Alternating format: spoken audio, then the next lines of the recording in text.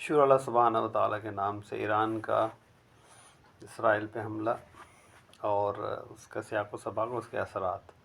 میں قرآن کی آیت سے اس کو شروع کروں گا کہ اور جنہوں نے دین میں حصے بکرے کر لیے ہیں، نبی آپ ان سے کہہ دیں ان کا دین سے کوئی تعلق نہیں، اور ان کا حساب جو ہے وہ قیامت بروز قیامت اللہ کے ذمہ ہے۔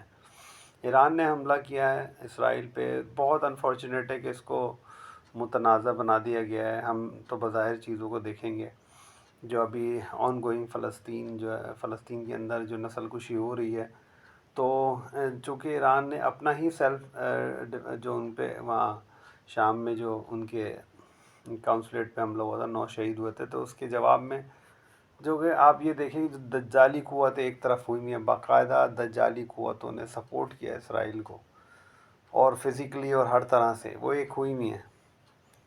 اور یہاں پر جو ہے نا وہ یہ کہا جا رہا ہے کہ جو ہے نا ہمیں تشویش ہے اور یوں ہے، اس طرح کے جملے ہماری طرف سے آ رہے ہیں۔ اور اس کے بعد سونے پہ سہاگا جو عام عوام ہے، عام عوام جو ہے وہ کہہ رہی ہے کہ بھائی یہ جو ایران تو ہے وہ پرو اسرائیل ہے اور دجالی قوت ہے اور یوں ہے وہ ہے، یہ چیزیں کہی جا رہی ہیں، تو جو کہ بہت انفارچونیٹ ہے۔ پھر اس کے جواب میں اور انفارچونیٹ یہ ہوا کہ جواب دینے کے لیے جو ہمارے اہل تشیع حضرات ہیں وہ کہہ رہے ہیں کہ اس تو صرف مومنین کرتے ہیں اور یوں ہیں وہ ہیں، تو اس طرح سے ایک بڑا جو نقصان پہنچ رہا ہے۔ آپ یہ دیکھیں کہ ہم یہاں پر بھی جو ہے نا دین کو، اسلام کو، مسلمانوں کو حصے بکرے میں کرنے میں لگ گئے، جو 1400 سال سے ہمارے دلوں میں گھونپا گیا ہے، نفرتیں ڈالی گئی ہیں۔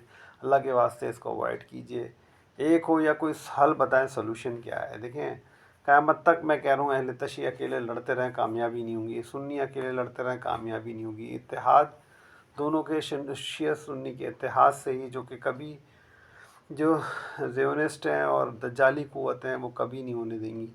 لیکن ہمیں اپنے میں ان باتوں سے اوائڈ کرنا چاہیے، اور جو بھی ملک کر رہا ہے، آپ یہ دیکھیں طالبان نے بھی 50 سال جنگ لڑی ہے، اس کے بعد جو ہے وہاں کچھ بہتری آئی ہے۔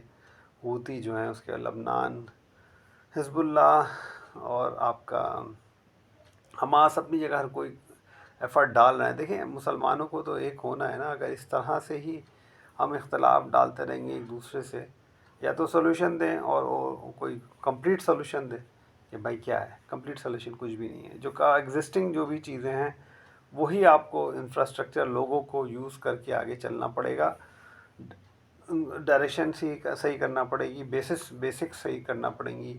بیسکس یہی ہیں کہ بھائی تفرقہ نہیں ڈالنا ہے، مسلمانوں کو ایک ہونا ہے، ایک ہو کر، کیونکہ ہمارا دشمن ایک ہے، فزیکلی بھی ہر طرح سے دجالی قوت ایک ہوئے ہیں۔ تو جب تک ہم اپنے اختلاف بھول کے ایک ہو کر، اور جو ہمارے اندر اختلاف ڈالے جا رہے ہیں اس کو ختم کر کر ہم اس پر ایک نہیں ہوں گے، ہم جو ہے نا وہ آگے کچھ نہیں کر سکتے۔ کائنڈلی اس کو سبسکرائب شیئر کیجیے گا۔ جزاک اللہ خیر۔